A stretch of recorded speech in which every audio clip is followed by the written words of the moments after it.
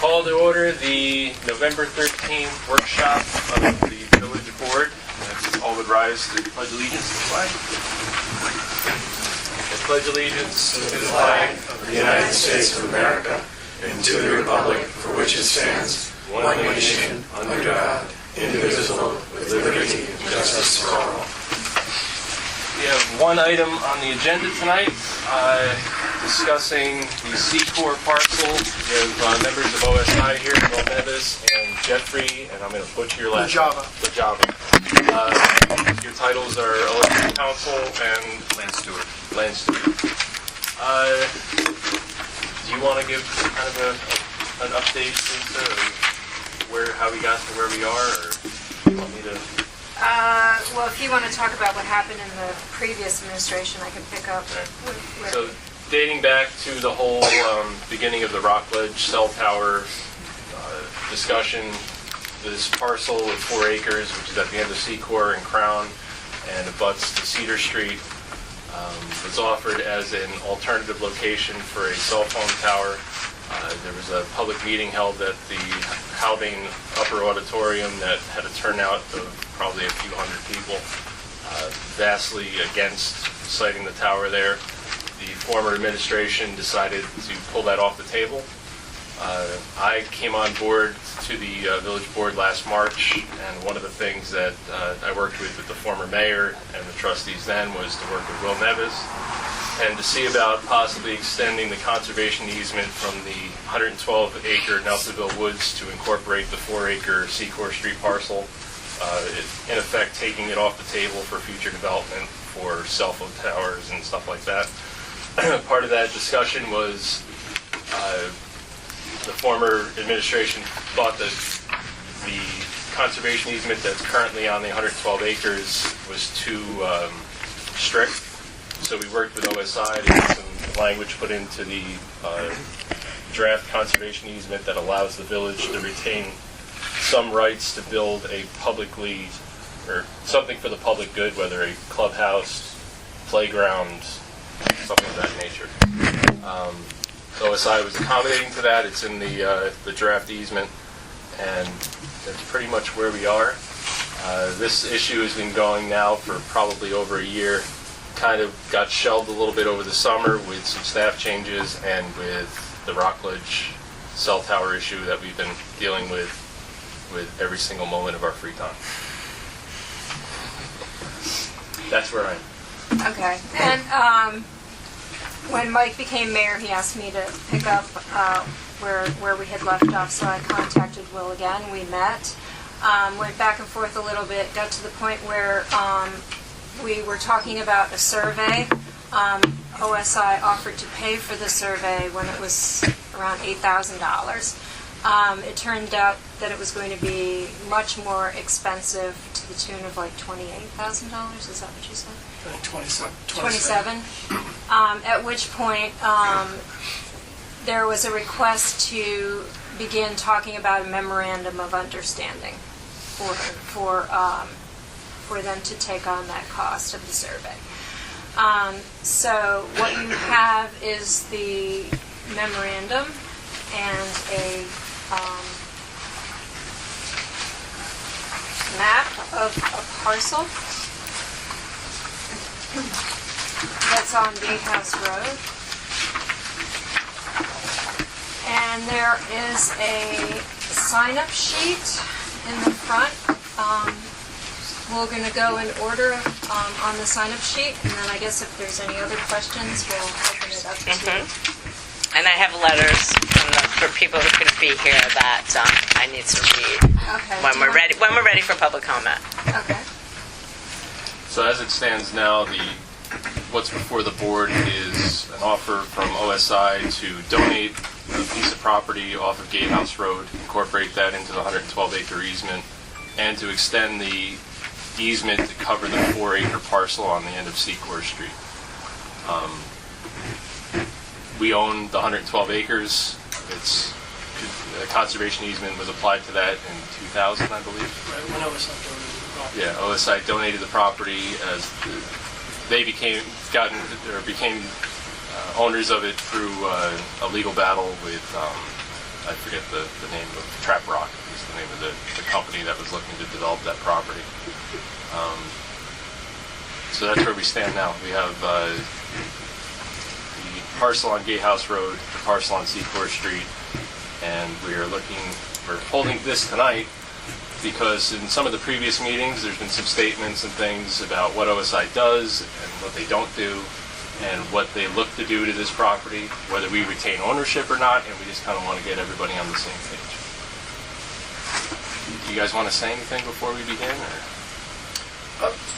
I guess the only point that I just want to raise is, as far as OSI donating the 1.9 acres over on Gatehouse Road, that donation and the extension of the conservation easement to cover that piece is not contingent on the village deciding that it wants to place that 4 acres under the conservation easement as well. So I just want to make that one point clear. And that 1.9 acres was also another alternative site that was considered for cell phone tower development, so that effectively will take that off the table as well. The reality of it is, and I don't want to speak too much about our other issue with the cell phone towers, is that there's little that can be done to stop them. They're going to come. So the more strict that we are with our available land, the better we are. Anybody else from the board want to make any kind of statements before we begin? We're going to open it up to the public, and people can ask questions or make a statement or read their letters, whatever they want to do. Do we have the sign-in sheet? I think at the last meeting, you reported on an estimate. And an appraisal of that parcel. Appraisal Yeah. Yeah. of property. Right.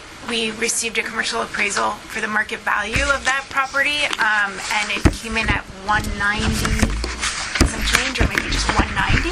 As you can tell from the map, quite a bit of it is considered wetlands, so they only considered 40% of it actually, possible for use of building any structure on it.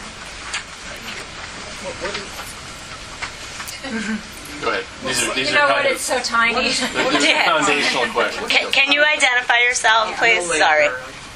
Living else. What is the current zoning status? What is the area zoned for? How much of it is already under easement, and how does this dovetail? So the 112 acres that's outlined in yellow on this map is under conservation easement. It has been since 2000, when OSI donated the property to the village and placed the easement on top of it. Here's our boiler. The Secor parcel is currently zoned. For multi-residential Yeah. use. Where is this on the map? So, do you see at the bottom it says village property? And, Yeah, I see the brown, yeah. Yeah. And it was zoned in that aspect going back, I don't know, decades, because it was part of from what I understand, a federal program where municipalities were able to apply for funding if they had low income housing kind of designated in their zoning. Gloria? Hi, my name's Gloria Van Tassel. I live at 279 Main Street. I think I'm the only one on the list, but I think we need a little bit more history, how we obtained that property. Do you know that, Michael, how far back it goes and when we got it? The 4-acre parcel? Yeah, It goes back, it predates the 112 acres. right. And how did we obtain that property? I'm not positive. Did it have any tie-in with the ambulance corps, with like past administration? I'm not trying to put you on the spot, but there. I don't think there was any seems to connection with know. the ambulance corps. No. Because it was given to us for a reason. Not sure.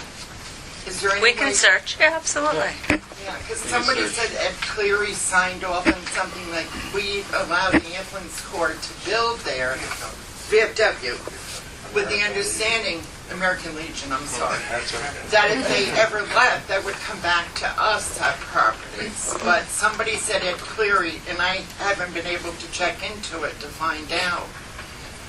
But it was given to us for a reason for us to have. We have no assets. When you look at the village of Nelsonville, it could be something that could be useful for us down the road.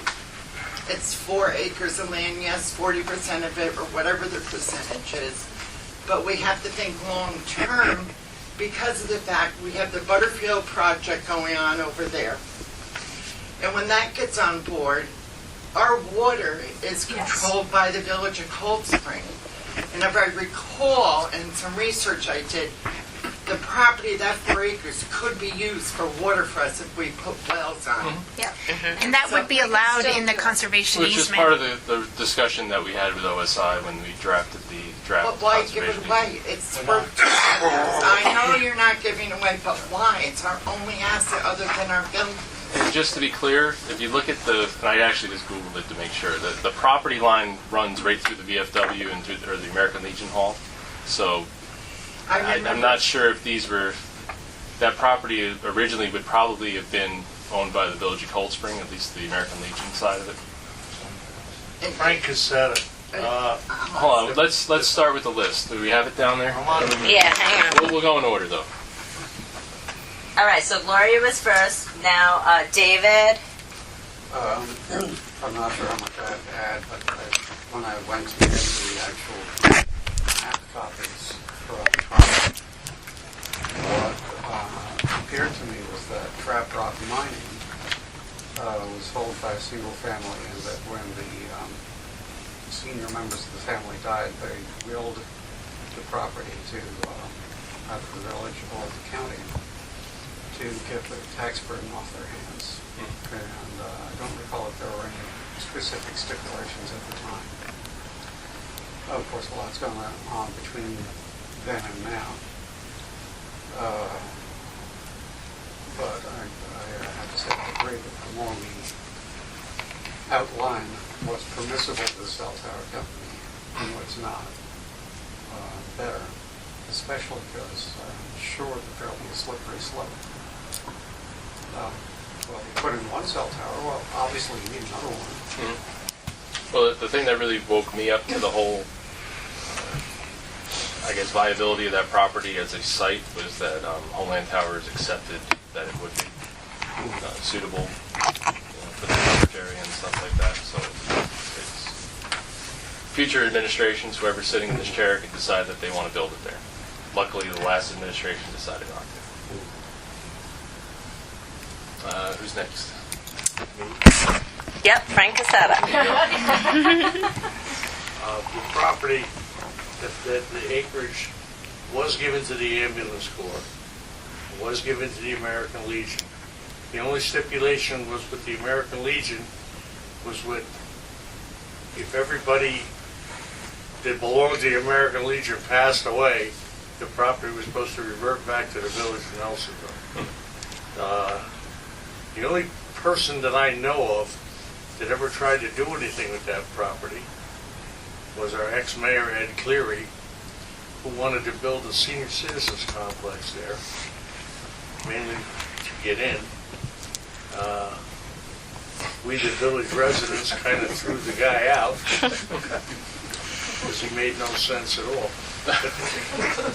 It's our property. If we don't want anybody to build on it, we say no. You say future board members may decide they want to sell it and put up whatever.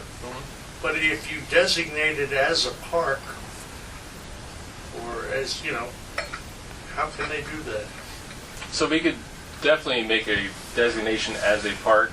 Some argue we already have because it's marked on our trail maps. Well, I know that they do because I was on the committee. So, yeah, you were.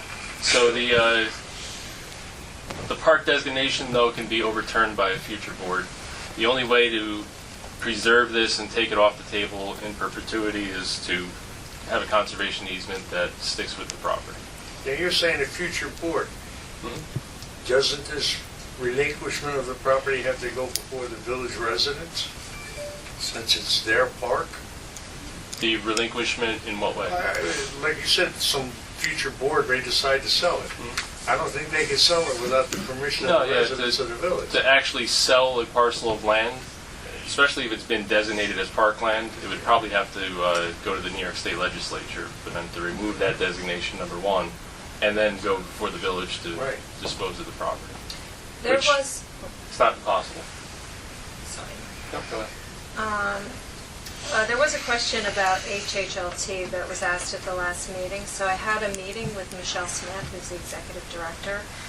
And one thing she said, whenever a municipality owns a designated parkland area, she always recommends putting an easement on it. And, you know, just in terms of their participation, there may be a time in the future when there might be a collaboration also between OSI and HHLT.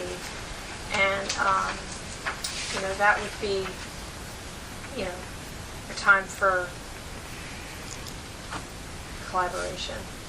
But they would like to see us being invested in the property as well, so that we have some investment in removing invasive species, not dumping, not using it as a trash heap, you know, that kind of thing.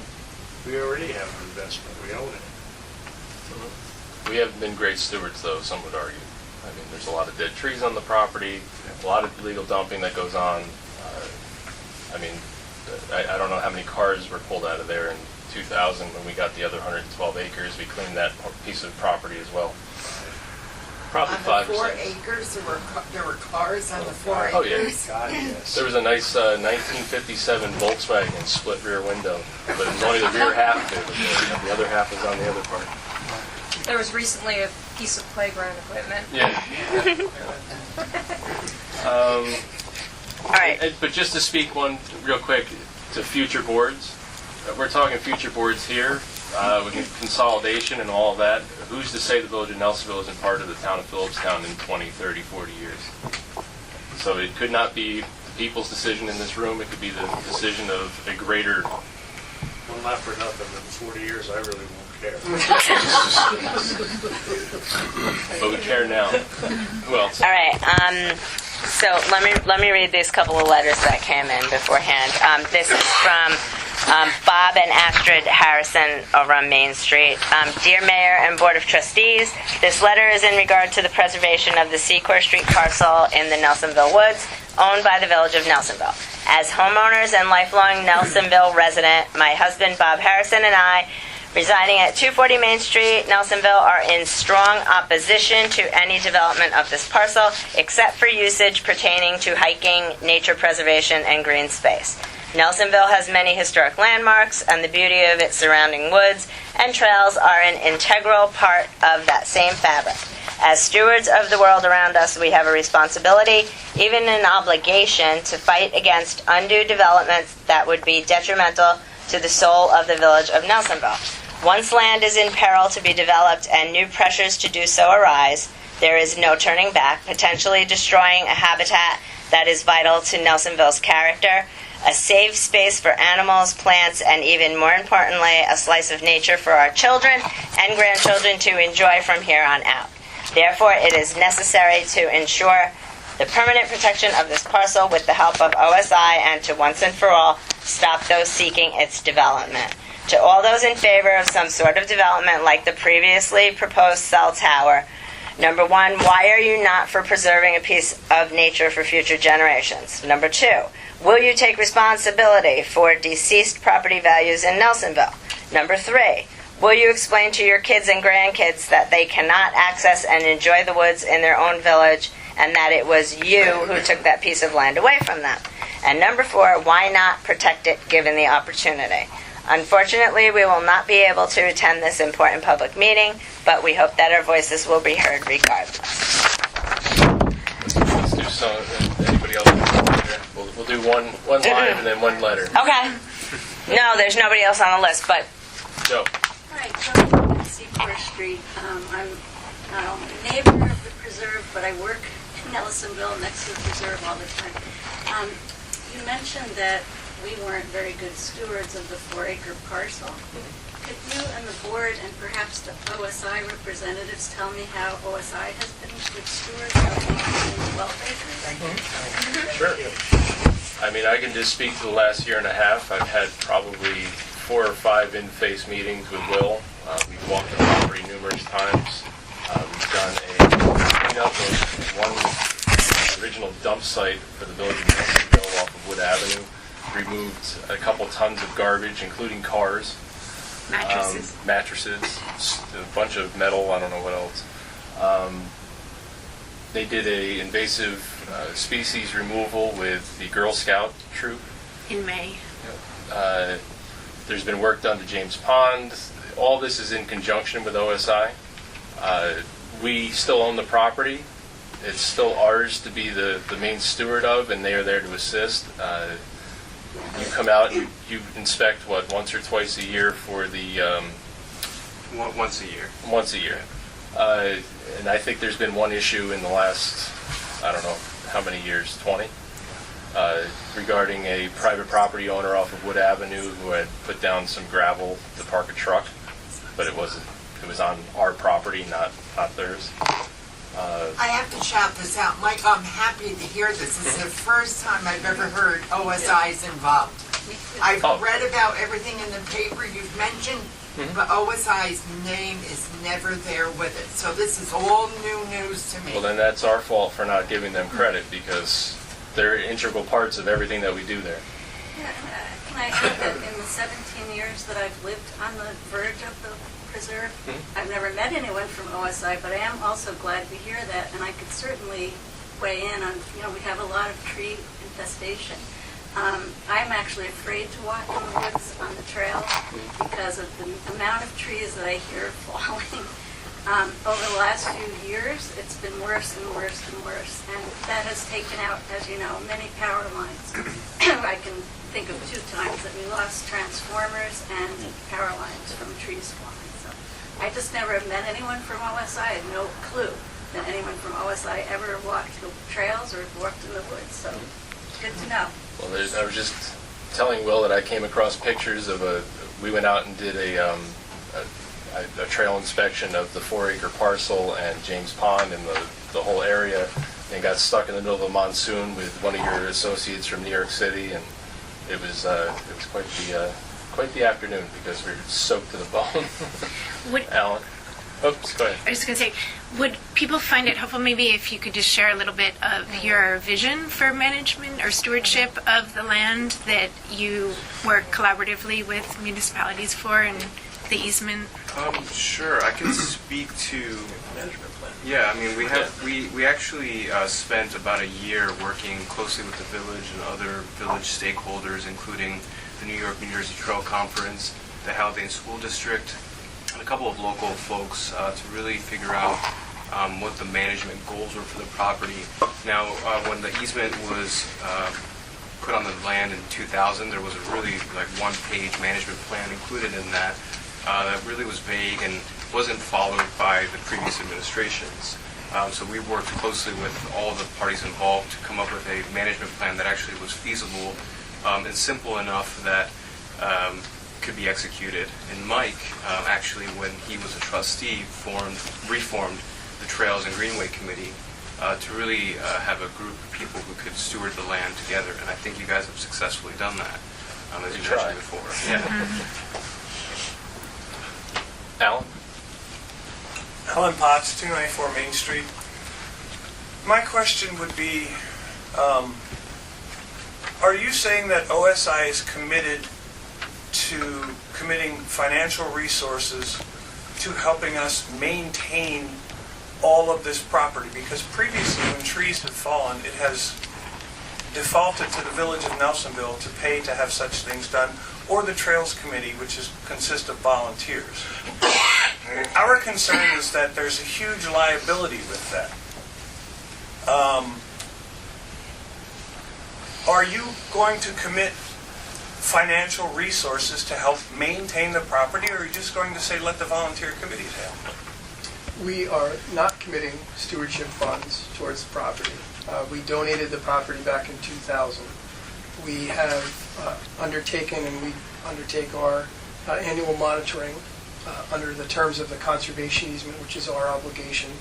But that is ensuring that there are no encroachments by adjoining property owners. For example, the gravel from an adjacent driveway that wound up on the property that we then notified the village about. But our role was to help get the management plan in place, and then, when necessary, assist the village. So we're now taking on the cost of surveying the entire property boundary for $27,000. Only if the MOU is signed. Correct. Okay. Correct, because we want to know that the village is going to stand behind us then going ahead and expending those funds to ensure that we have a proper perimeter boundary survey of the entire property. So essentially, if a tree falls and damages property, we cannot count on OSI to financially back us to rectify that. That's correct. Is that the Or relationship liability that of you anything. have with a lot of the municipalities that you That's work correct. with? So when we, for example, when we donate property, we do not make a stewardship contribution to the municipality. We do not do that. So we will And just assist. to put it in kind of an equal footing here, New York State parks, they don't actively remove dead trees off their property or pay if, you know, I really don't care about that. I care about what the liability is to our village. and that liability's there whether OSI has an easement over it or we own it. Joe? Mike, I was just going to clarify I give that it many land trusts It's do not actually giving, get- hold on 1 second, it's not giving it away, Alan, so let's just stop Yeah. using that term.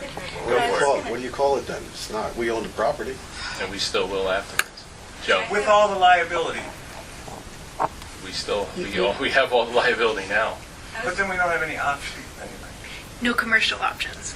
I was just Joe. going to make an observation. I've had very limited time to do any research on this, but from the little bit I've gleaned, all land trusts are not equal, and many local land trusts actually are very involved in taking down dead trees, building trails, building educational pavilions for young kids to be able to go do outdoor education programs. So I think it just depends on which land trust you're talking about, but many are hands-on, yes, with many volunteers, but they have official status. So I think conservation easement is a good idea in general, but I'm a little concerned about the hands-off of OSI, so.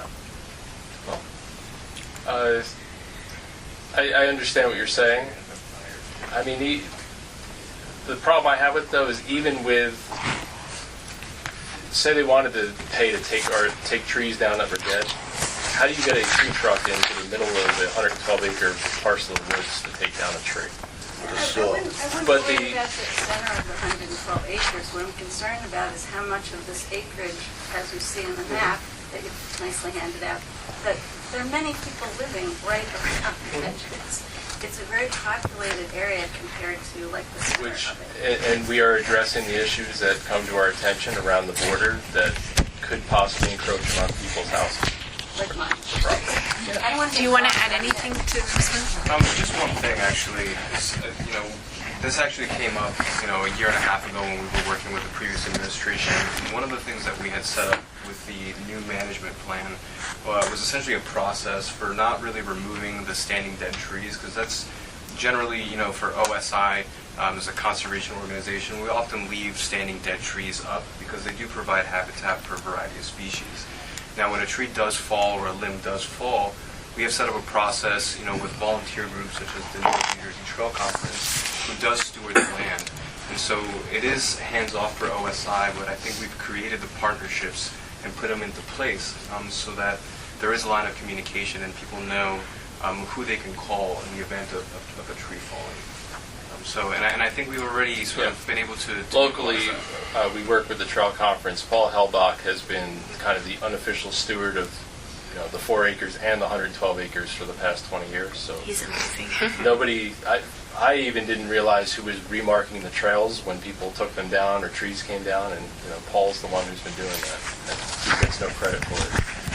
So I'd like to recognize him right now. Paul is the de facto steward. So Okay, we have more letters.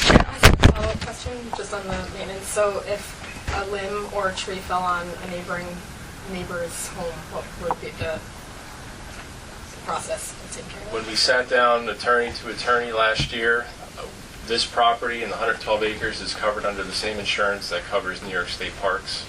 The terminology or the designation escapes me right now, but maybe you can. I mean, the provision under general obligations law, actually, that's on the recreational use. But, I mean, if there's liability associated with it, it goes to the fee owner, not to the easement holder, regardless of whoever that is. So you're saying the person's insurance, property insurance? I'm sorry? Are you saying it just is the responsibility of the property insurance? I don't know exactly what the law is in New York, where if a limb falls from a neighboring property onto yours. I know in Connecticut, where I live, that happens to be, if the limb falls on your portion of the property from an adjoining, you're responsible for the portion that falls on your land, and the owner of the tree is responsible for removing the portion that's on theirs. That's it. I don't know the law in New York on that particular point. And trees have been kind of the hot topic issue of the last 2 years. I mean, I don't know how many letters we've gotten about dead trees on school bus routes and all the other things, and if it's not on our property, we don't deal with it. It's up to the property owner, vice versa. So, I mean... But our insurance would cover land that we own. Yeah, yeah. If you're negligent, you have to have, municipalities have a 30-day prior notice law. Yep. I'm sorry, I have one more question. Is the management plan printed up somewhere, and could we have access to that? Could we make that available to us? Yeah, it was on the village website, and we can, I don't know if it's still there, but we can make it available. I don't know, I Do haven't you been mean the doing one it. page that was done in 2000 or this That revised? was an updated management plan that was put up there last July. Last year. Yeah, All right, well, we'll It should be find a it. publicly available document. it is, yeah. And the original. And we'll make it re-available. Yeah. Let's go with somebody new. Yes, you So I just wanted to express my strong preference that OSI get the easement on this land. Can you I will- identify yourself? Yes, my name is Heidi Wendell. I live at 29 Secor Street. Thank you. OSI is a well-recognized, phenomenal, nationally recognized organization. I think we're very fortunate that they've done so much for our village. I know I just moved here in March, but I love the woods. I walk there every day. I would hate to see the property developed. I don't want to be sitting here every year worrying about this. I mean, for me, it would just be a tremendous peace of mind to have this conservation easement so that one issue was put to bed and we don't have to worry about this anymore. I know that OSI has been involved because I come out for every invasive removal project. I wish we did more. I wish that was a more constant event, but I can tell you that having showed up for those events, it's wonderful to go to them. It's a tremendous community experience to remove the invasives. I think there's peeper frogs living in that stretch of woods. It's a beautiful piece of woods, and it well deserves protection. And it would be great to have it just done, so we don't have to worry. And OSI is a tremendously phenomenal organization. We're so lucky that they've put so much, protected so much land in our village. I mean, it's this tremendous asset to the village. I don't know why we'd even question it. I really don't. So I'm hugely in favor. It doesn't matter if a tree, I think the explanation that we should let the dead trees stand, that makes so much sense. The Trail Conference maintains the trail access. I can assure you they do a great job because, you see the trail maintainers all the time on the trails. Thank you. Yeah, can we read the letter Sure. and then we can go back? Okay. This is from Danielle Pack McCarthy. Lives right over here on the corner of Pearl and Main Street. Hi, Mindy. I would like to request that this letter be included in the public record for Wednesday's meeting. As a former Nelsonville Village trustee, I very much appreciate and can imagine the work you have all put in on some of the major issues our village has been facing these past few years. I wanted to write to give my support for you as a board and the decisions that I know you make with the best interest of our village in mind. I hope that you will vote to protect the Nelsonville Woods so that all of us and all of the future residents of Nelsonville can enjoy it without concern over destructive developments. Thank you so much for the work you are doing. Best, Danielle Peck McCarthy. Anybody else? You've spoken a few times. No, one time I spoke. Well, I did mention something. Go for it. Why. You know, Michael, I was bothered by the fact that you got up and said when I was elected about the property for the cell towers. To me, it's like a knee-jerk reaction. If the prior administration never mentioned anything about that 4 acres, we would not be having this conversation. Probably it would true. be our land. And the other thing you said when you were elected, you mentioned about the 4 acres. 3 of you are neighboring that property, and you're talking about home values. Bobby Harrison went to school with him. He wrote a wonderful letter, but his property neighbors that also. If it was never mentioned to the cell tower people, we wouldn't be here. We wouldn't be divided in our community the way it is right now. So why do we have to? It's the only thing we own other than our buildings.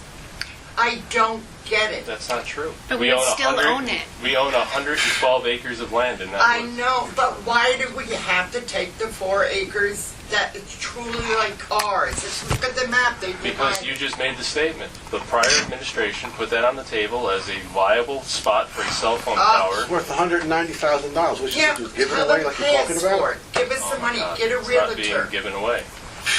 What can we do with it once they get their hands on it? Yeah, What Would you like, nothing. what would you can like back to make a to us? statement, trustee? I'm making a statement. All right, go for it. What can we do when they take the property off if we need something?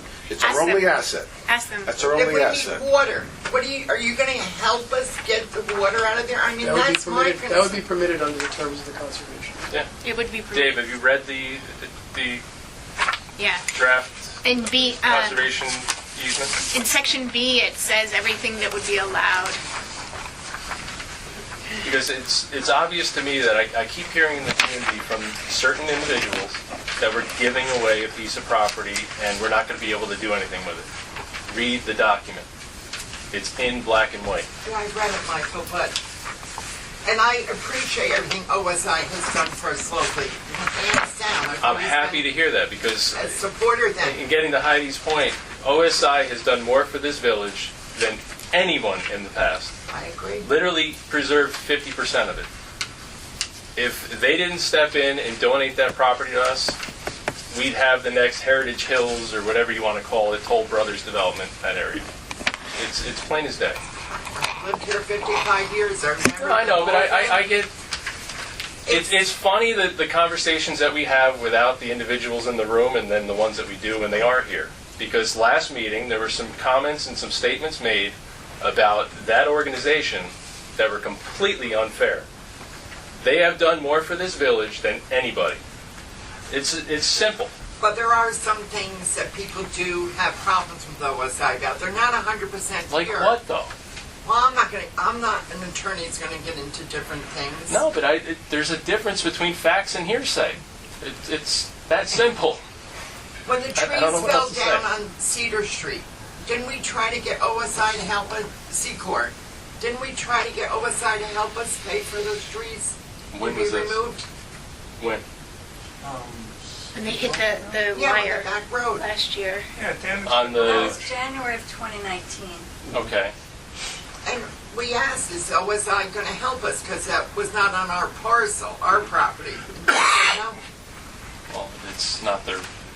It wasn't their responsibility. That- they're- The trees were removed, the power was restored. I don't see, I mean, what cost did it incur the village to remove those trees? I'm not sure. I'm- Wait, what tree are we talking about? Was it a It was the one central? by the A Cachetta freaking locust property. fell and landed on a garage back there. It Okay. also took down all the power lines. So that's the one that Mark cut up, All right. right? Is that it? That's the one at the... It fell on the property on Harmel at the No, end? it's different. That's No. a different one. Different No, one? It's a different. Yeah. Right next to Dutch's house, there's a garage. I can remember who used to live there. They recently renovated it, I think, and I think it's an Airbnb now, Frank, isn't that the one next to you? Yep. And the tree hit the garage and took down power lines along the way. And the tree was located on which property? Where it fell? I guess they're saying The on north side of Secor Secor. Street, kind of near the A trailhead on here. And the one that fell a couple of years ago also on Secor didn't hit anyone or anything, just took down a pole, blew the transformer, and many people from Cold Spring came up and chopped down the rest of the tree and used the rest for firewood. And I think that's perfectly okay if they want to harvest wood. Got it out of the way, but it was blocking access to the trailhead where I live. So. David? I'm just curious. I understand that OSI doesn't have a tree maintenance program, and that's fine. They're doing enough, they don't have to. And the NYNJ Trails maintains the trails, but do we have some kind of a program to identify and, if necessary, remove dangerous trees? We don't, no. Is that a possibility? Sure. New York, New Jersey Trail Conference does do training for chainsaw, chainsaw training, so it's done properly. So when, as part of the management plan, when a tree falls in the woods, we call New York, New Jersey Trail Conference. Either Paul comes out or somebody from their organization comes out and leads the trail cleanup. We've done it with the fire company for training. There's a couple different options. But actively identifying the dead trees and things like that, we haven't done that. Well, I have in mind, for example, right down by Cedar Street on the trail, there are 4 or 5 large dead trees. And occasionally they drop a big chunk. Maybe one of these days, one of the whole trees is going to come down and possibly like an acre or something.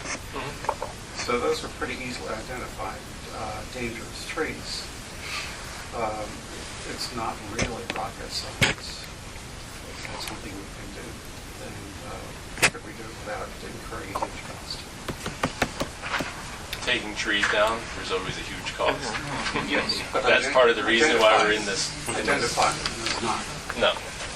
Joe? I just wanted to point out that in the last couple of years, I think the reason so many trees have fallen that make a tremendous thud, you might hear it, David, at your end of the street. I do hear it. The reason is that we've had emerald ash borers have infested trees all along Harmill. Harmill also has had a lot of oak infestation of gypsy moths, and as you know that, it's 2 years and then the trees get kind of sick. This year, luckily, the gypsy moths all died of natural bacterial infections, 2 different kinds. So I don't think we have to worry so much, but I am monitoring my own trees, and I really wish that the village would monitor a few more trees just in the perimeter, again, where people live, work, and have cars and property that they care of. Yeah, I'm concerned about that. I want to make sure. For what it's worth, I've gone out and squished a whole bunch of gypsy moths. Thank you for doing that. Andy? Andrew Revkin, 3 Crown. I should identify my relationship with Trustee McKaylee, marriage. My question is about Central Hudson and trees. Isn't the utility responsible for maintaining the perimeter security around its lines? Well, they sure did a number on my own tree that I had in my yard that they killed. Well, I'm just thinking about along Secor Yeah, there. there's supposed to be a 10 or 15 foot buffer around all power lines. And they took one down recently on Healy. They will, yeah. And they paid for it. If we point out something to them that they look at, like they'll send a supervisor out to look at it, and if they deem that if it comes down, if it's in danger of coming down and it will affect power, they will take it down. We just had a big one done That's at what I'm saying Healy. is on the perimeters, which seems to be the main concern. There's a power line certainly along that perimeter, and so why don't we just use their own interest in securing the power lines to make sure that those zones are secure? Sorry, I'm very invested in this tree conversation. I will just tell you, Andy, that the tree that we were talking about that fell and damaged someone's car and, took out all the lines. And actually, if you look at my yard, I have 2 poles now, 2 poles there because the one cracked. They haven't removed it, but that was Central Hudson that came Nelsonville didn't have anything to do with cutting up that tree that blocked the road. Everybody was inconvenienced for an entire day. It was Central Hudson that cut it up. But the problem is Central Hudson cuts them up And leaves them. And that's why I have the log in my grate in front of my house that no one, you guys haven't come over to pick it up yet. I'm waiting. Just call. I'll be there.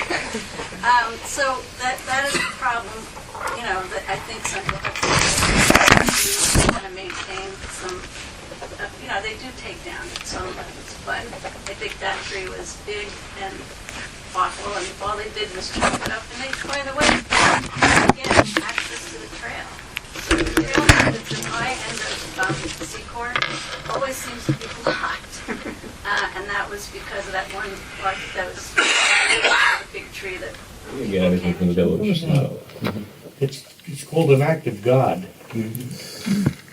Anybody else? Okay, I still have more letters too. Someone speaking there?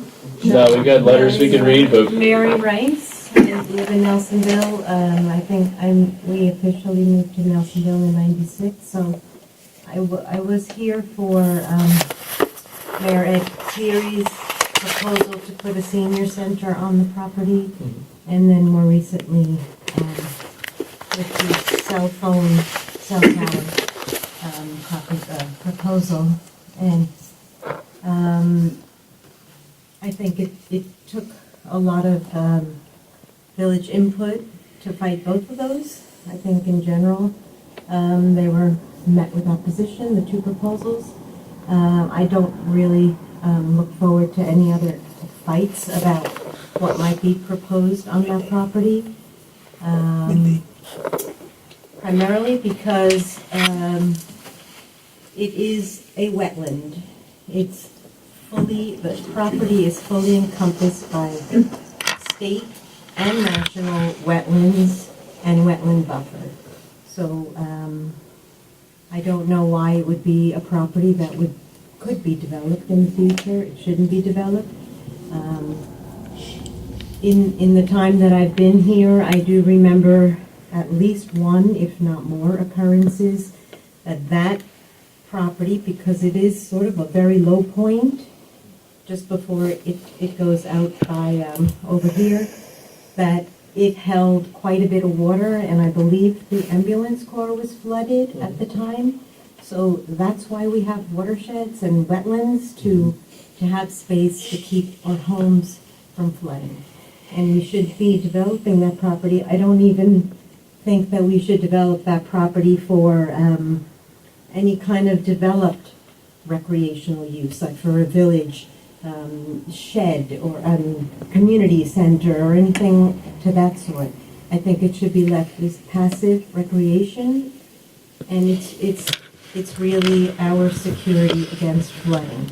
And Nelsonville obviously has an issue with our septic systems that is, recharging our water. A lot of us have wells, and there's many good reasons to preserve that property as green, and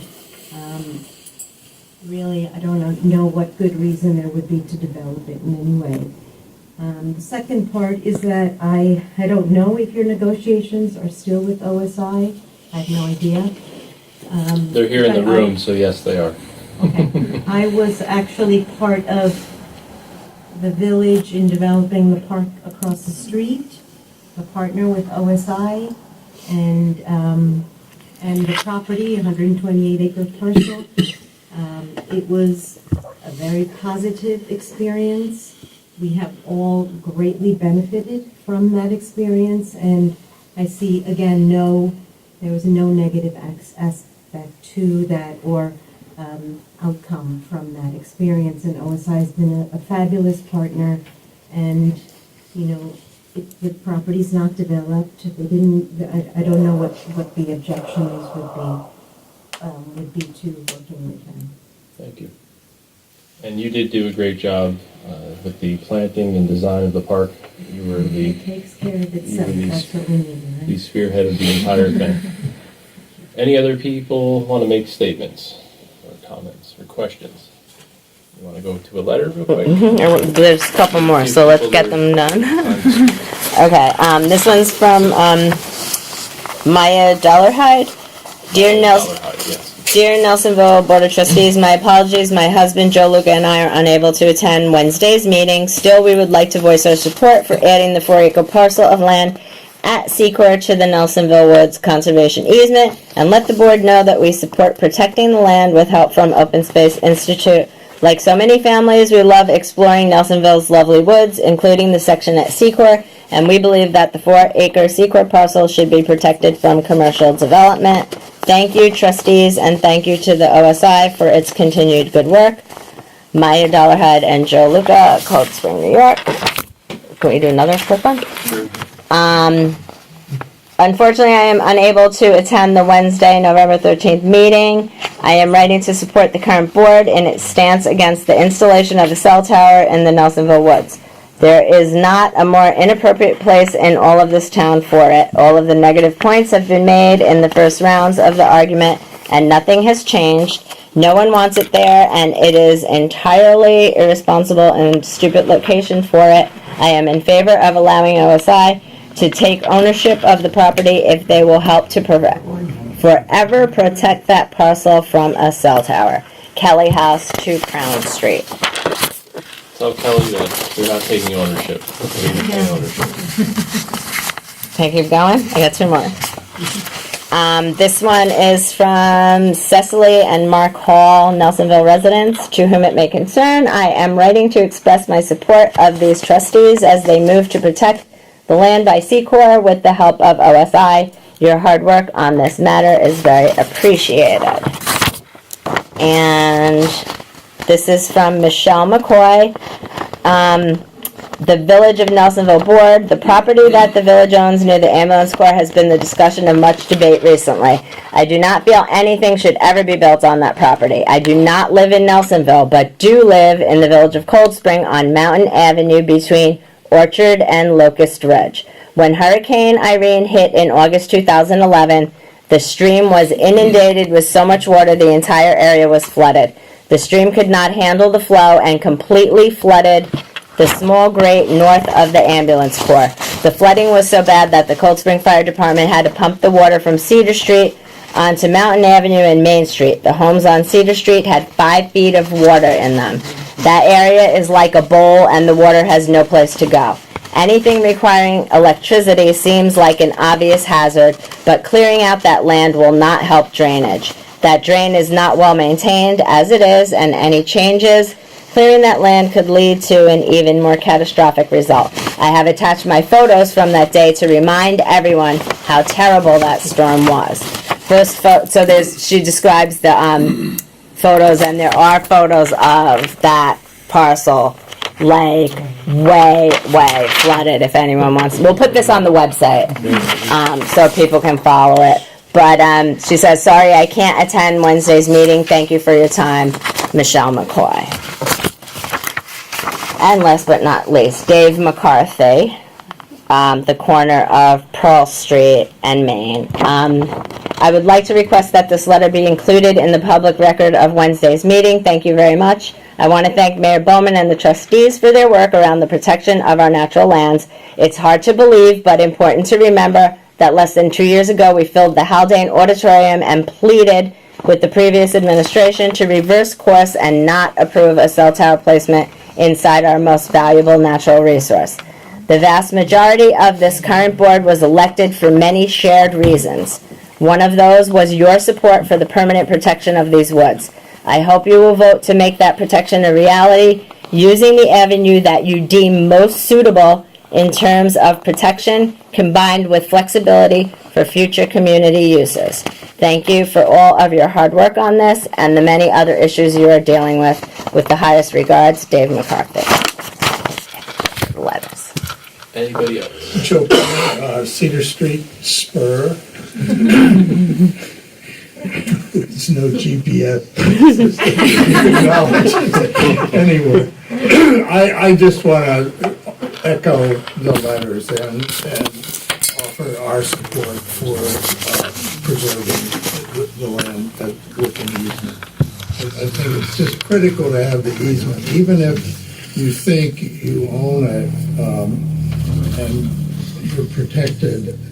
As we know, lawyers can make life very difficult. I'm not picking on them, but they can. And an easement is kind of the ultimate protection for us in many ways. And we wouldn't have that protection if we just left it as is. Thank you. My name is Sonia Rizoriski, and Rudolph and I live on Half Moon Ridge. And I just want to also voice my support for the easement. I think it's the right thing to do. I don't see any reason to develop that.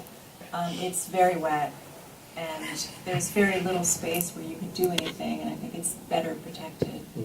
It's beautiful back there every day. Thank you. Jeff Rossi. I live on Rockledge. Also want to offer my support for the easement. Also, just a statement from, anecdotally, from all the neighbors on Rockledge who've been dealing with the cell phone tower, and thank you guys who've been supportive. The last thing we want to do is pass the buck, and we really don't. I hated seeing this town split when it was Secor versus Rockledge, and where is this problem going to end up, and whose lap is going to be.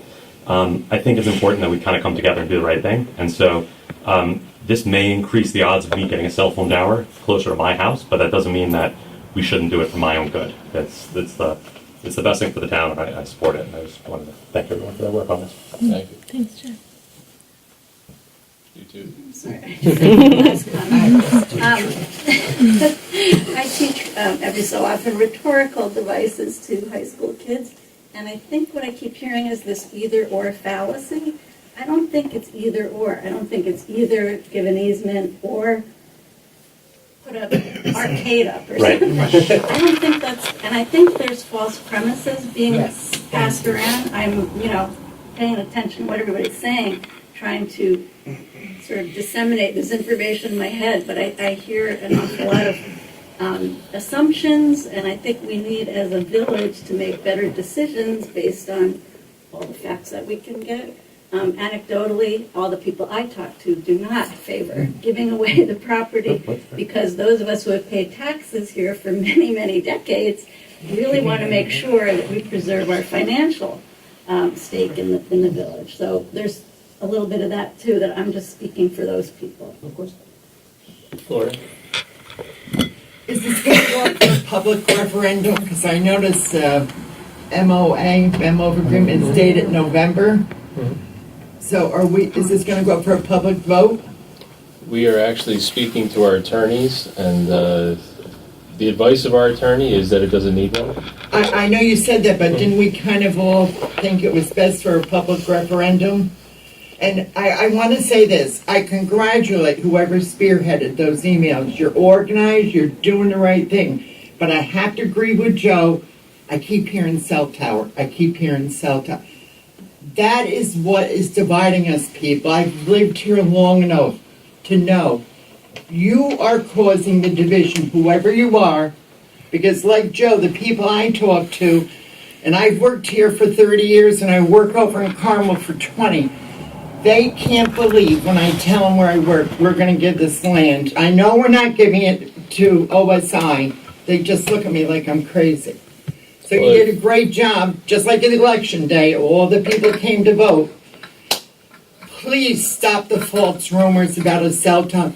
What would it be if the previous administration never said cell tower for that property? What would it be? There wouldn't be a division. Mary? And someone should contact NICOM, because It's already been done. do you have an interpretation? I've already contacted NICOM. There is no conflict of interest because we live in a 1 square mile village. But you three of you live where the neighboring properties. Gloria, come on. Okay, all You know right, better. Michael, You know better. You know better. I'd rather have it in writing. I'd like to see the interpretation in writing. I can't talk about the tax values and how turning this to an easement would affect tax revenues of the village, but I think there is a value that I'm sure some economists could quantify for having it as a park, for having it open. I'm not clear on what, it's been status quo for decades. Okay. We have, the village hasn't built anything on it. So the purpose of keeping it status quo is sometime in the future, maybe the village would want to build something on it. But there's a value also for having a park there and having it open, of an economic value, a dollar and cents value, as opposed to a brick building, dollar and cents value. So it's not like, as you put it, all or nothing.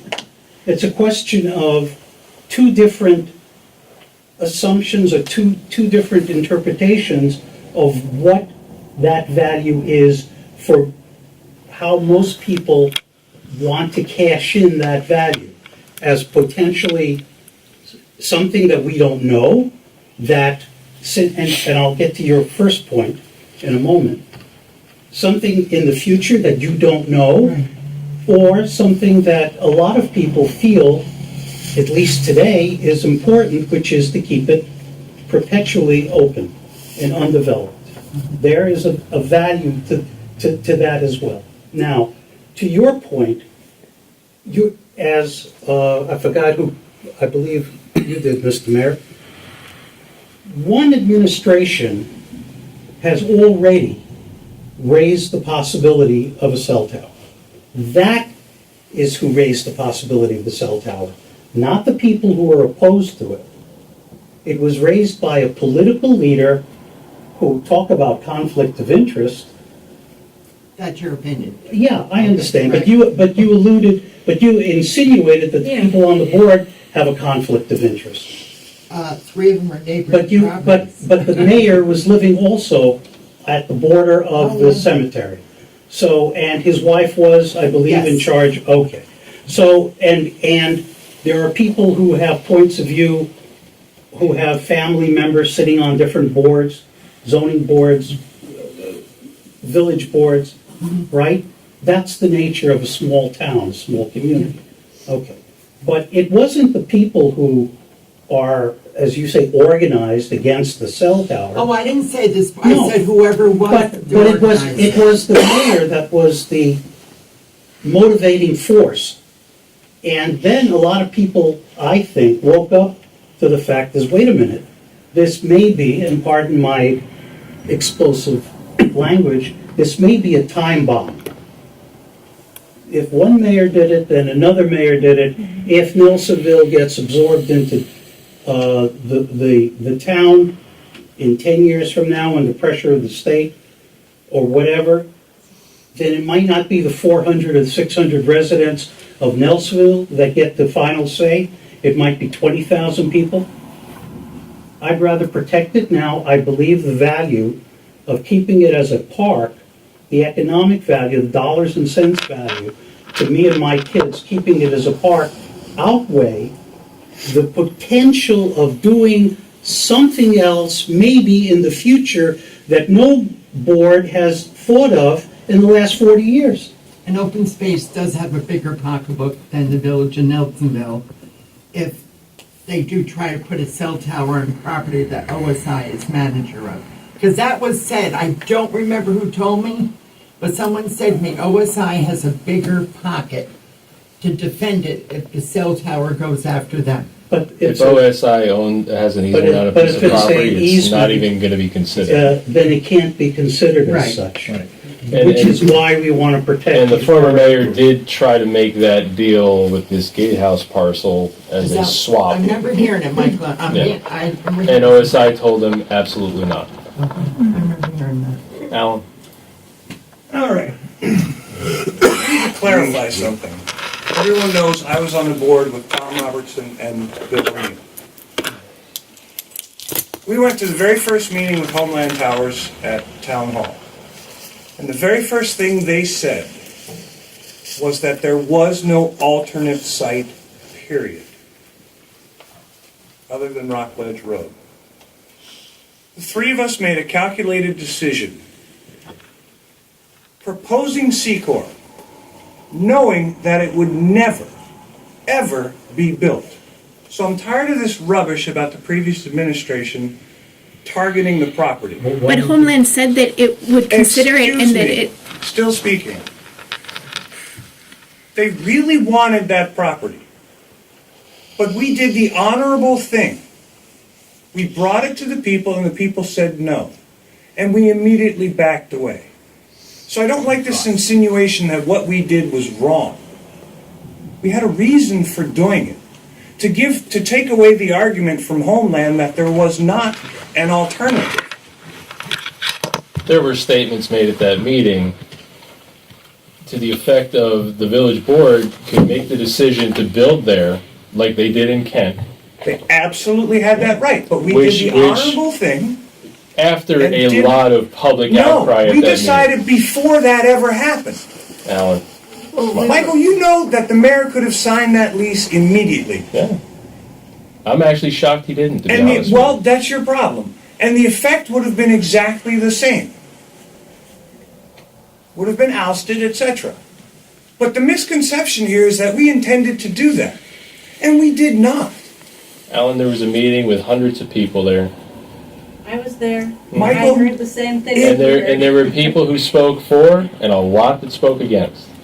We're doing our due diligence tonight, and I'm hearing a lot of people speaking for and a few people against. I'm just saying I'm tired of that being the crutch. It's not the crutch. It's the fact that it was offered and Homeland said it is a viable spot to put a cell tower. And it was not approved by the village.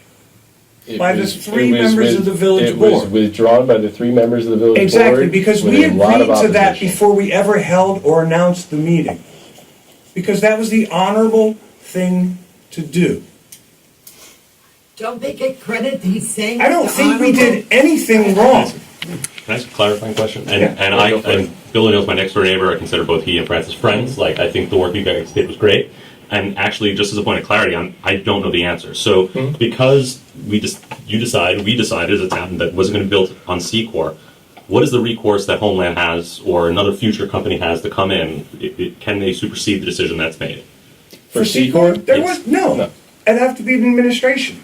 Yeah. Okay. Unless there's a question of eminent domain in the future. That's what I was Like, and who knows what the FCC will decree, whether, 5G is a public utility and they, I don't know, this is a question to lawyers, whether having a conservation easement on a parcel would prevent it from questions of eminent domain that may arise in the future. It's a question that's still open. It has, no, it hasn't been decided by many courts. No. It's an open question in the state of New York. But it would you say that it adds a layer of protection against Yes. eminent domain? Yes, it does. Okay, that's good to know. Mary? I just want to say that right now I'm feeling as if we're going through this process again, arguing about this property, and it doesn't feel good as a village. Yeah. And I thank the past board, the present board, and all of us for signing the petitions, getting out there. Maybe it was good strategy. Bill O'Neill got all of us on board. All of us were sleeping about the cemetery. We were opposed to it, but we weren't actively out there. And let's just call it good strategy. We all got out there and we got rid of that one tower location, and hopefully we can get rid of the next one. But like eminent domain, we may not have a choice. But I'd also like to go back with the value of the space. It is important as a green space. But I'm going to go back to the second letter that I was here for with the photographs and say again, we have to stop disregarding that we must keep our wetlands intact. They serve a value to our community well above the revenue from a single-family home, which would go on that lot more than any other development. It would probably be another home. Would you think that would probably be the best use for that property? No, I'm more concerned about wells for water down the road. Okay, so the last thing we want to do is develop any more property if we can keep as much green, especially a wetland low-lying where there could well be recharging of our wells because the water is going there. I don't know if it really has a chance to recharge there, but the most important reason to keep that property green is to hold the wetlands in place and that area for stormwater to collect before it comes into our homes, the ambulance corps, everyone on that letter. And who knows, the more we develop, the further the water comes because it can't percolate through the earth. So the value of a single-family home will never be worth it, in my mind. Not to mention the disruption to the native habitat. And, we can't be yelling at Brazil all the time because they're taking our lungs away when we're doing it here every day, little by little. We all have a role in preserving that for many reasons that I don't think a tax revenue towards, a future sewer system. We're going to have to get help another way besides the $12,000 that property might give us, because it's going to cost us a lot more, I believe. Can I offer just a suggestion? Sure. Does everyone have the draft conservation easement? On the second page, under paragraph B,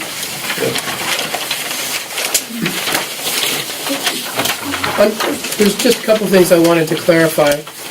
OSI approached the village about donating the 1.9 acres, and the suggestion was made that, well, if you're amending the conservation easement, the village, some in the village are interested in possibly also placing the conservation easement on this 4-acre parcel. And what we attempted to do back last year was to draft a conservation easement amendment that would accommodate potential future uses that the village could envision. So you'll see in the second clause, beginning with nevertheless, grantor, which is the village, and grantee acknowledge that one non-commercial community benefit structure, and we list a number of examples. I think we should list a well there. Shall be presumed to be compatible with the scenic and recreational values protected by the original easement in this amendment. So it might be designated differently. It's this was amendment to conservation easement at the bottom. Oh, I apologize. I'm looking at my copy of it. Is it section B? Section Yes, it's under section B. The audience. You have the ability to retain certain rights. Yeah. And based on the negotiation and the language in the document. So we recognize that there may be future needs for the village that could be accommodated there. And we wanted to recognize that and to address and allay some of the concerns that citizens here in the village had. So I just wanted to point that out, that we want to see this succeed for what the village wants. This is not, whether it gets protected or not, isn't going to change the role of OSI vis-a-vis the 112 acres Nelsonville Woods and our donation of the 2 acres of property, on Gatehouse Road. So we're here to help is the bottom line, and we're trying to do what we can so that everyone feels like it's a win-win situation for the community. Andy? Andrew Ripken, Free Crown. I don't want to be too lawyerly, and I'm not a lawyer, but the one thing about that clause that concerns me in relation to some of the other quiet discussions that have happened around here in recent years is whether a fire station would be considered a public benefit structure. Because there's been these discussions about the firehouse moving there from Main Street. That would be, and the way it's worded, it says shall be presumed to be compatible. So would a fire station be presumed to be compatible with? Or is that off the under the conversation that I don't think it would be in the goal mindset of the natural use for that property. That would be my take on it. And you probably have difficulty locating a firehouse because of the extent of the wetlands on the property. I'm not in doubt of that, but it is something that's been reverberating around here also. Well, I mean, there has been talk of the American Legion and the Ambulance Corps, which the Ambulance Corps I don't think would be built in the current location it is if it were built today, because one of the walls of the foundation is actually shifted because of the wetlands. Yeah. Good reason why it shouldn't be built there tomorrow either. Yeah. And I would also like to add, personally, I think that clause should be taken out. There should be no future building in that lot at all. The only place you could build something, I believe, is on Secor Street because of the access and the wetlands. You couldn't come through the wetland from the other end, and I don't even know if we have access from there, but the edge of Secor is a very big drop down. So to develop that property, to make it handicap accessible for any community facility, to provide access for emergency, for deliveries, or whatever it is, maintenance, you would be cutting down every tree, regrading the entire site up against the wetlands, and it really should come out. It should just be passive recreation again. It wasn't there. It wasn't there in the beginning. It's a good idea, but I think if you really look at the property, it opens us up to this argument in the future coming back. I just want to express my agreement with that. I think that should come out. I think consistent with the discussion we've heard here today, I think people who want OSI to have the easement would like to have that out. So we don't have to worry about meeting like this again in the future and constantly having to have anxiety that some set up a board will be elected in the future who might create a public restroom or youth center on this property. I mean, as in terms of a playground, there's already one, like 1 block away. I mean, we don't have, the woods is forever. It's priceless. So that's my view. We should take that out. I mean, just speaking personally, when I approached OSI about putting this in there, it was specifically in response to the artesian well thought that was being bantered around by And you the have former. to leave that in. You have to leave that in. You have to leave that in. Just one question. Yep. Up on Wood Avenue, near where Lions Lane is, behind those houses, that was property that was donated to the village of Nelsonville by Harold Lyons. Do we still own that?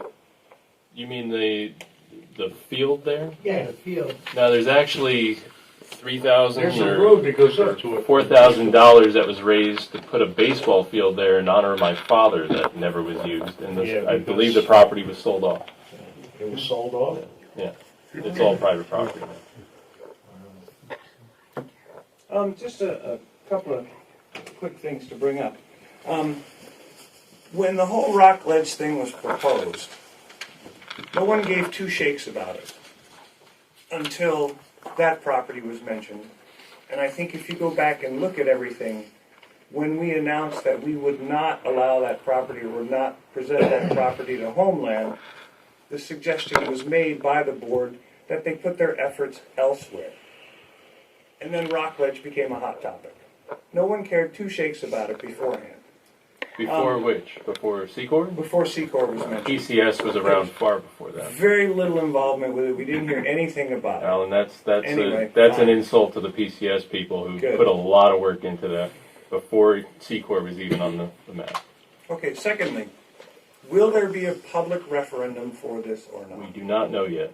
Okay, because you have promised publicly at least 4 times.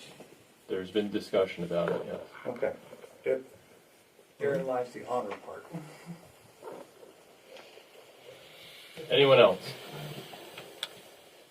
Can I ask a quick clarifying Go right question ahead. about legal ownership? Can you just describe what that means? That technically Nelsonville still owns it? Yes. But So when a conservation easement is granted, the fee interest, the real property itself, remains with the grantor of that easement. What you are granting when you give a conservation easement is you're basically usually giving up the right to develop that property. And the grantee is accepting the responsibility to steward and monitor that property to ensure that the terms of the conservation easement, i.e. not allowing development, remain. And the grantee has the right to enforce those terms, to go into court if the terms of the conservation easement are violated. So that's the relationship. So as OSI, if it becomes the grantee, would continue to monitor the property as we have with Nelsonville Woods on an annual basis, continue to help with the management of the property by creating the partnerships that Will and others have worked to achieve with the village. But we don't own the property, we just have the right to enforce the terms of the conservation easement to assure that it's abided by. Anybody else? I just wanted to go back to the deed allowances. What would the process be of going back and reconsidering whether or not you just keep the deed restrictions that are on the other property, the 128 acres, just full zoning and have the same deed restrictions, and perhaps take that the building possibility? What would the process? Process-wise, right now we have the draft MOU that's in front of us. The next step would be a full survey of the property. We need to have a discussion as a board to see exactly how we feel or how we're going to, fall on the whole issue. Going back in terms of reconsidering that B section of the amendment, we would have to renegotiate that with OSI and their lawyers. If it were a big sticking point for people. How would you know if it was or not? Mr. Mayor, ultimately, again, it's the decision of the village. Yeah. So we're willing to accommodate what the village wants to achieve on that property. If it's, no development whatsoever, we're willing to accommodate that. If it's to allow for some type of future community benefit project to be located there, such as a well, we're willing to accommodate that. Our goal in this whole process was to be able to donate 2 acres to the village and then amend the existing conservation easement to incorporate those 2 acres and not allow anything. And so... And correct me if I'm wrong, but the 112 acres, the easement that covers that property, we could already approach you if we had an idea for a public structure of some sort on those 112 acres that we could possibly have approved. I believe that's correct. And that's without this stipulation that we put into the amendment. So, it's always been there. This just kind of laid it out more clear because I thought it was a good compromise with the prior mayor and the prior board to kind of satiate everybody because they kept bringing up the fact that they wanted, to preserve the right to build these wells there. Does the other property deed restrictions allow a community building? You just get a double check. I don't remember that. Yeah. There's a section in there, I think, it's not as specific as the one that we have in the amendment.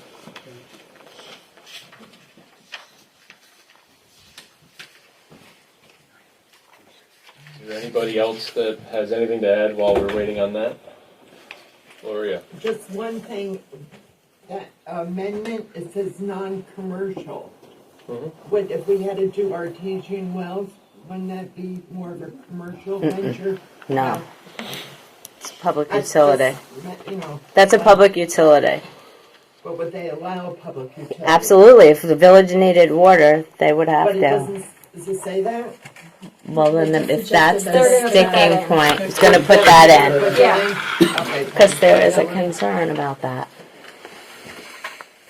Joe. I just wanted to thank everyone for clarifying so many of these issues that have been on my mind, and thank Mary for her expertise and her insight. And I think hearing Heidi talk, it makes me realize she's only lived here a short time, and that's why it's so important to fill in the false premises and because I was at those meetings as well about the cell phone. I don't think I have false premises though, Joe. I just am expressing my... Well, you think there's a cell phone tower in No, your future? I don't. My view about this has nothing to do with the cell tower whatsoever. It's entirely about preserving the But I land. think you see where I have no false premises. And I can say, speaking to Alan's point, if there was really no plan for Secor as a viable spot for a cell tower, they have one hell of a poker face because following that meeting, there were probably a good half dozen to a dozen neighbors of that property who were hiring an attorney the next day. Yeah. So, it was a real fear. That was my understanding, but say what's Yeah. So Jennifer Young, the house at the corner of Crown in Maine, I personally didn't appreciate being used as a pawn with the poker face. I spent thousands of dollars along with a lot of other neighbors hiring, chipping into attorneys, time out. That infuriates me that there was even a plan of, let's come in and make it pretend we're going to give this over.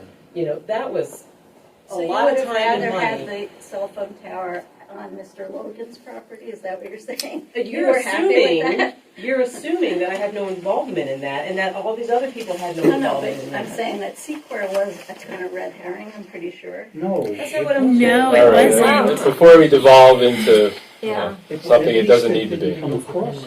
You guys have anything to add to Mary's point about What that? I'm saying is they, We'll save, can you guys have your discussion after the meeting? We're almost done. they knew it. I don't want to be played by So, by Mr. Mayor, officials. under the existing don't. conservation easement, under section 3.3 structures, the grantor may construct any or all of the structures and or improvements described in the management plan. Yeah. So we'd have to go back and look at, the updated management plan, what was allowed, and we could make changes. Stuff like that is where, like, Haldane was able to construct an outdoor classroom. That's on a little sliver of property there, which has fallen into disarray, but we've looked at, and hopefully Haldane takes us up on the offer of improving it again. Security was an issue up there too. Yeah, so there is flexibility in the existing easement based on what's in the management. Anybody else? I think we've. Just if we could get clarification on, Yes. on if any structures actually allowed on the other property and some kind of process, I don't know how many more meetings there'll be, where you can hear from the community as to whether or not that's supported or not for this piece of property. Okay. And if we can adjust the other one to eliminate a filthy one. Well, the village attorney, Brian Morgan, has been in contact with Jeffrey, and it's these issues are being hashed out. Anybody else? We've gone around the room 3-4 times. I just Last want to say chance. thank you to everyone, and it really is now in the hands of the board as to how it's communicated to the public to try to mend the community. I don't consider it not mended, because I'll talk to anyone, but we do need to make some mending. I hope the expression cell tower is not used about that property, because that's what's dividing us. As we all walk around with our cell phones in our hands, we're kind of hypocrites ourselves. Yeah, I know. I'll start the amending by saying I love your glasses. Oh, thank you, Mike. Thank you. But it does, it all comes back to the board, how this is communicated and the benefits, the pros, not the cons, the pros for it. And there was a lot of helpful information tonight. Mary, I always admire what you have to say, and Heidi, I know her briefly, and just hearing everybody else talk, and the gentleman, the two things, we can do it, it's just we have to work together. Thank you. Thank you. Anybody else before we adjourn? I see people putting jackets on, they've had enough. It is cold. Anyone on the board have anything to add? Thanks for coming out. Yes, thanks. It's good to hear from you. Is there a motion to adjourn?